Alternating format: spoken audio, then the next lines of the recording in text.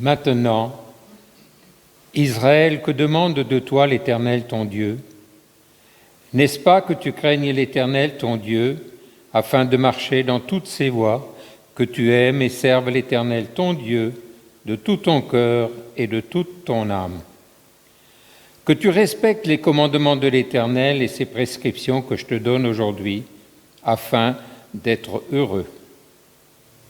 Voici, c'est à l'Éternel ton Dieu qu'appartiennent le ciel et les cieux des cieux, la terre et tout ce qu'elle contient. Et c'est à tes ancêtres seulement que l'Éternel s'est attaché pour les aimer. Après eux, c'est leur descendance. C'est vous qu'il a choisi parmi tous les peuples, comme vous le voyez aujourd'hui. Circoncisez donc votre cœur et ne vous montrez plus réfractaires. En effet, l'Éternel votre Dieu est le Dieu des dieux, le Seigneur des seigneurs, le Dieu grand, fort et redoutable. Il ne fait pas de favoritisme et n'accepte pas de pot de vin. Il fait droit à l'orphelin et à la veuve. Il aime l'étranger et lui donne de la nourriture et des vêtements. Vous aussi, vous aimerez l'étranger, car vous avez été étrangers en Égypte. C'est l'Éternel ton Dieu que tu craindras, c'est lui que tu serviras, c'est à lui que tu t'attacheras, et c'est par son nom que tu prêteras serment. Il est ta gloire, il est ton Dieu, c'est lui qui a fait au milieu de toi les actes grands et redoutables que tes yeux ont vus. Tes ancêtres étaient au nombre de 70 lorsqu'ils sont descendus en Égypte, et maintenant, l'Éternel ton Dieu a fait de toi une multitude aussi nombreuse que les étoiles du ciel. Tu aimeras l'Éternel ton Dieu et tu respecteras toujours ses ordres et ses prescriptions, ses règles et ses commandements. Reconnaissez aujourd'hui, car je ne parle pas à vos enfants qui n'ont pas connu ni vu tout cela, la façon dont l'Éternel votre Dieu vous a éduqués, sa grandeur, sa puissance et sa force. Les signes et les actes qu'il accomplit au milieu de l'Égypte contre le Pharaon et contre tout son pays. Reconnaissez qu'il a fait à l'armée égyptienne, à ses chevaux, à ses chars, la façon dont il a fait couler sur eux l'eau de la mer des roseaux, lorsqu'il vous poursuivait et les a détruits pour toujours. Reconnaissez ce qu'il a fait pour vous dans le désert jusqu'à votre arrivée ici. Ce qu'il a fait à Dathan et à Abiram, les fils d'Éliab, descendants de Ruben, la façon dont la terre s'est entr'ouverte et les a engloutis avec leurs familles et leurs tentes pour tous les partisans au milieu de tout Israël. Oui, ce sont vos yeux qui ont vu toutes les grandes choses de l'Éternel a faites. Vous respecterez donc tous les commandements que je vous prescris aujourd'hui, afin d'avoir la force de prendre possession du pays dont vous allez vous emparer, et afin de vivre longtemps sur le territoire que l'Éternel a juré à vos ancêtres de leur donner, à eux et à leur descendance. C'est un pays où coule le lait et le miel. En effet, le pays que tu vas posséder n'est pas comme l'Égypte d'où vous êtes sortis. Tu jetais ta semence dans les champs et tu devais les irriguer toi-même comme un jardin potager. Le pays que vous allez posséder est un pays de montagnes et de vallées qui boit l'eau de pluie et du ciel. C'est un pays dont l'Éternel ton Dieu prend soin et sur lequel l'Éternel ton Dieu a constamment les yeux du début à la fin de l'année. Si vous obéissez aux commandements que je vous prescris aujourd'hui, si vous aimez l'Éternel votre Dieu, et si vous le servez de tout votre cœur et de toute votre âme, je donnerai au moment voulu la pluie à votre pays. Les premières et les dernières pluies, et tu récolteras ton blé, ton vin nouveau et ton huile. Je mettrai aussi dans les champs de l'herbe pour ton bétail, et tu mangeras à satiété. Veillez, bien sûr, vous-même, ne vous laissez pas persuader dans votre cœur de vous détourner pour servir d'autres dieux et vous prosterner devant eux. La colère de l'Éternel s'enflammerait alors sur vous. Il fermerait les ciels et il n'y aurait plus de pluie. La terre ne donnerait plus ses produits et vous mourriez bien vite dans le bon pays que l'Éternel vous a donné. Mettez mes commandements dans votre cœur et dans votre âme. Vous les attacherez comme un signe sur vos mains. Ils seront comme une marque entre vos yeux. Vous les enseignerez à vos enfants et vous leur en parlerez quand tu seras chez toi, quand tu seras en voyage, quand tu te coucheras et quand tu te leveras. Tu lui écriras sur les montants de la porte de ta maison et sur les portes de la ville. Amen. Alors on entend souvent des dénonciations et on déplore souvent l'individualisme de nos sociétés. On dit que nos sociétés sont trop individualistes, plus individualistes qu'en d'autres temps. Et pourtant, un certain nombre de sociologues estiment déjà, depuis un petit moment, que l'individualisme est en baisse dans nos sociétés. Et qu'on assiste plutôt à un phénomène de retour à la tribu, à des logiques entre guillemets tribales. Le retour à des communautés où on partage les mêmes valeurs, où on partage des expériences, où on partage des émotions, où on est dans une atmosphère fraternelle et affective. Le sociologue Michel Maffesoli, déjà il y a presque 40 ans, disait que face au déclin et à la crise des institutions, face au problème de l'individualisme, on assistait dans nos sociétés à un néo-tribalisme, à un retour à la tribu. Et d'un point de vue sociologique, nos communautés, nos églises, nos paroisses peuvent s'apparenter en quelque sorte à des tribus.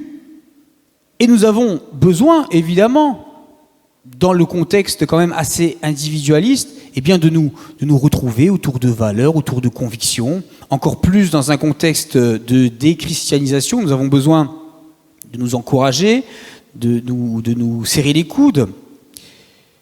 Ce phénomène est parfaitement légitime, mais ce phénomène de tribalisation, il est aussi une menace pour nos communautés. Une menace pourquoi ? Parce que notre vocation de chrétien, ce n'est pas de se replier sur nous-mêmes, de vivre dans un entre-soi, mais c'est de communiquer une espérance, une foi, des valeurs. C'est toujours de communiquer l'évangile.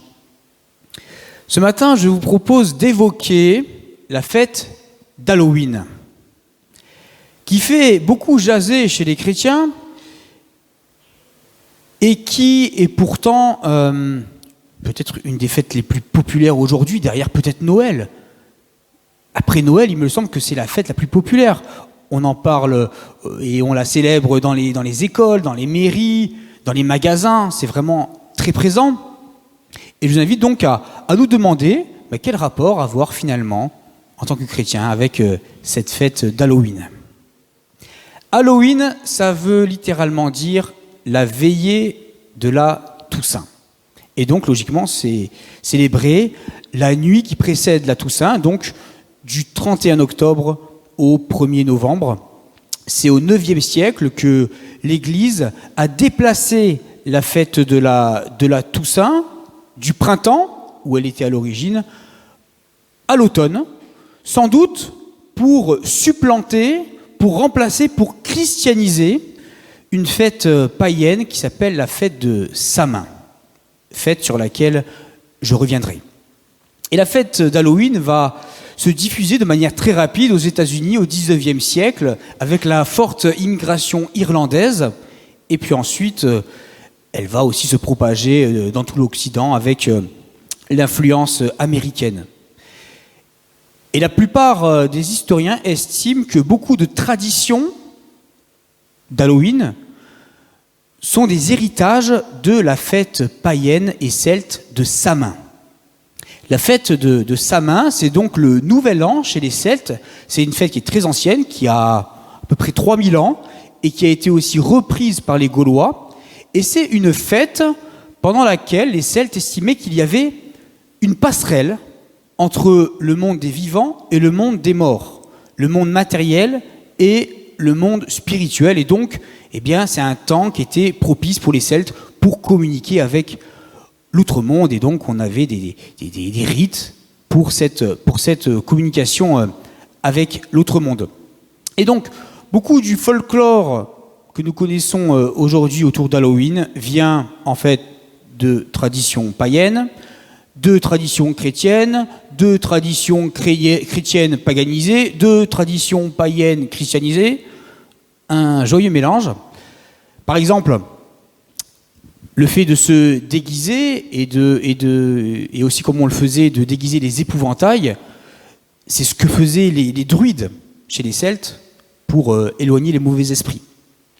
De même, cette tradition de sonner aux portes en demandant des bonbons viendrait de cette habitude qu'avaient les mendiants d'aller de village en village pour réclamer des gâteaux en échange de prières pour les défunts, pour le salut des âmes des défunts.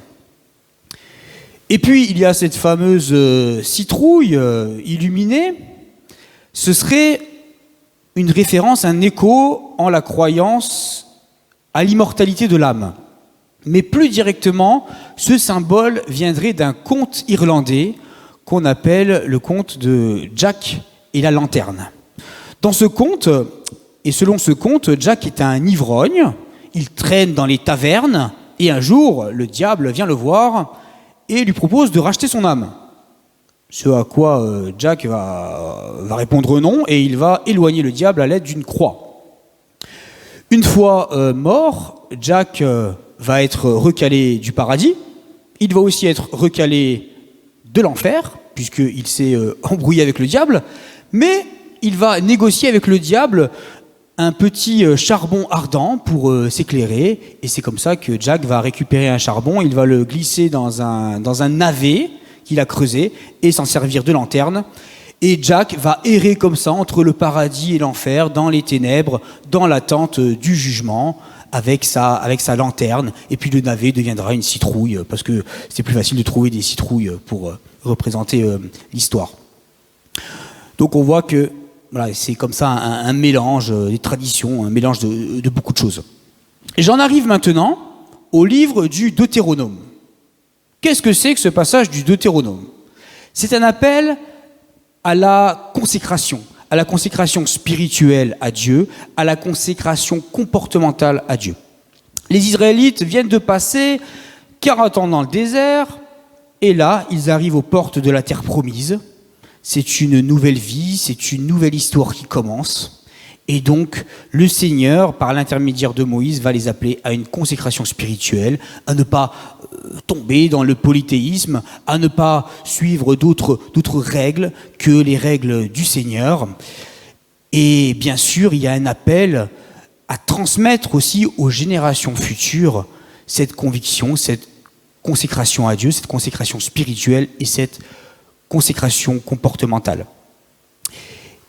Et le bonheur sur la terre promise va être conditionné par cette consécration spirituelle, par cette consécration comportementale de génération en génération. Je vous relis ce passage. « Maintenant, Israël, que demande de toi l'Éternel ton Dieu ? N'est-ce pas que tu craignes l'Éternel ton Dieu, afin de marcher dans toutes ses voies, que tu aimes et serves l'Éternel ton Dieu de tout ton cœur et de toute ton âme, et que tu respectes les commandements de l'Éternel et ses prescriptions que je te donne aujourd'hui, afin d'être heureux. » Donc c'est vraiment une promesse de bonheur, et l'enjeu évidemment pour les Israélites, c'est de ne pas se mélanger, c'est de ne pas être influencés par les autres peuples qui vont les entourer en terre promise, des peuples qui sont polythéistes, des peuples qui ont des lois injustes aux yeux de Dieu. Par exemple, certains peuples cananéens, donc en terre promise, pratiquaient le sacrifice d'enfants. Et puis c'était des sociétés souvent très hiérarchisées, avec un ordre social très, très dur et très rigide.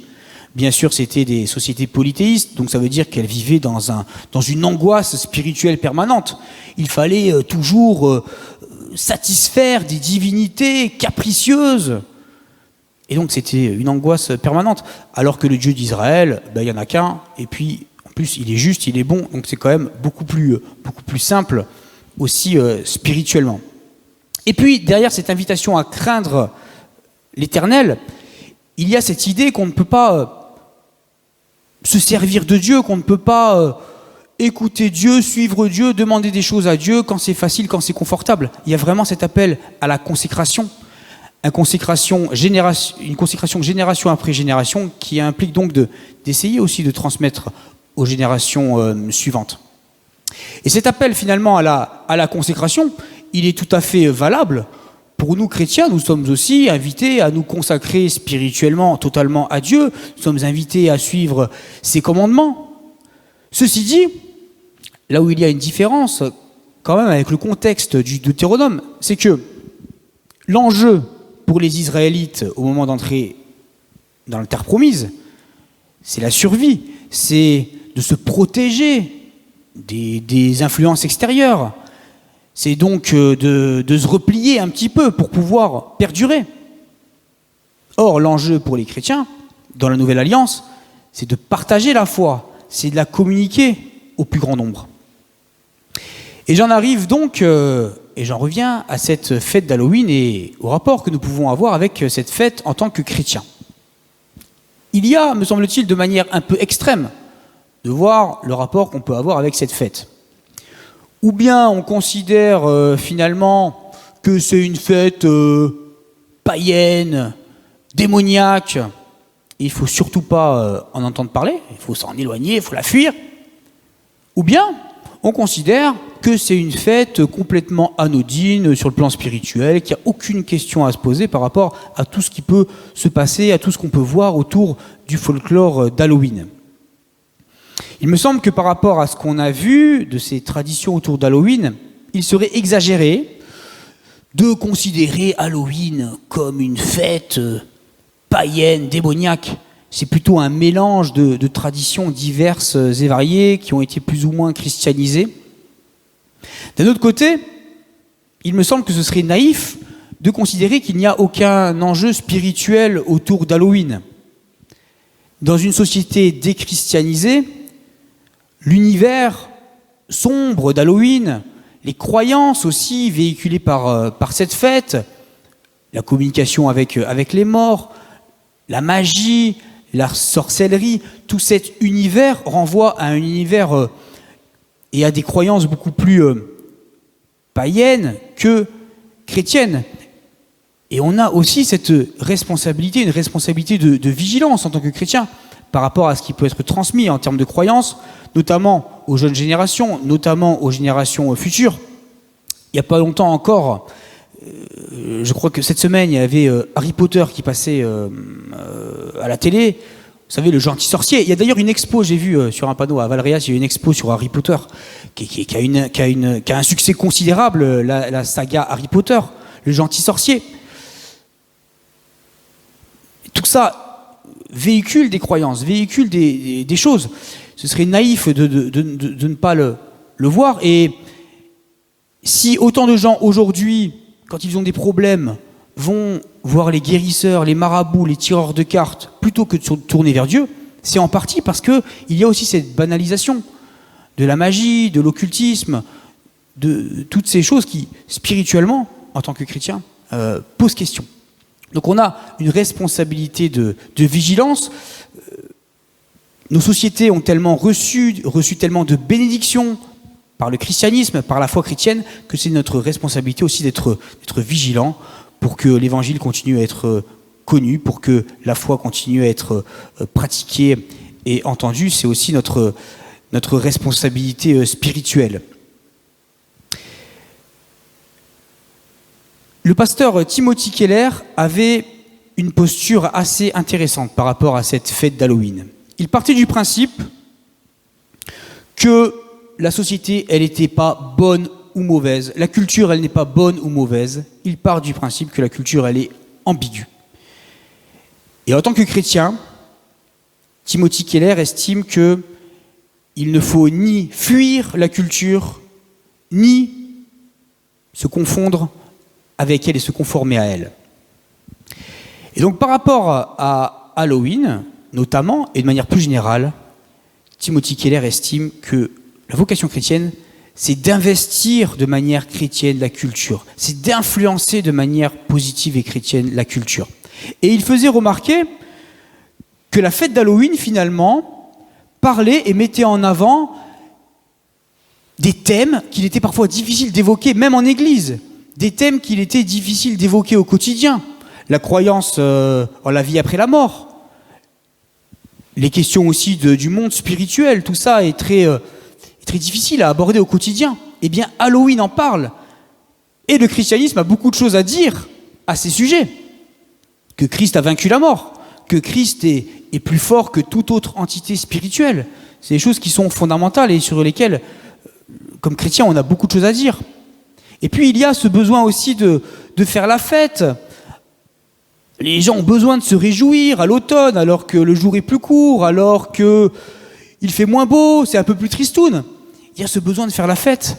Et alors que les chrétiens sont souvent perçus comme des rabat-joie, pourquoi ne pas investir positivement cette fête, plutôt que de jouer un peu les rabat-joie?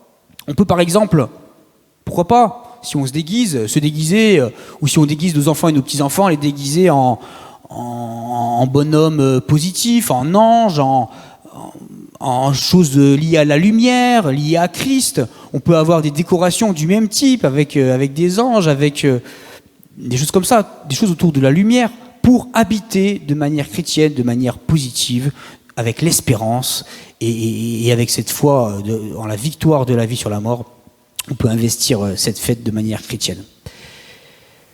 Voilà, en tant que chrétien, on est bien sûr invité à une consécration. Il y a une consécration sans concession, finalement, une consécration spirituelle, une consécration aussi au niveau du comportement.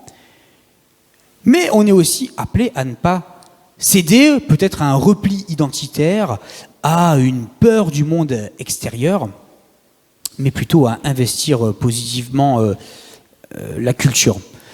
Donc, par rapport à Halloween, ne soyons peut-être pas dupes par rapport à tout ce qui peut être transmis et tout ce qui pose question spirituellement, mais n'oublions pas que notre environnement et que le monde est aussi appelé à recevoir l'Évangile, à connaître l'Évangile, et les gens qui nous entourent sont autant de personnes pour lesquelles le Christ est mort et à qui nous avons cette vocation d'apporter l'Évangile.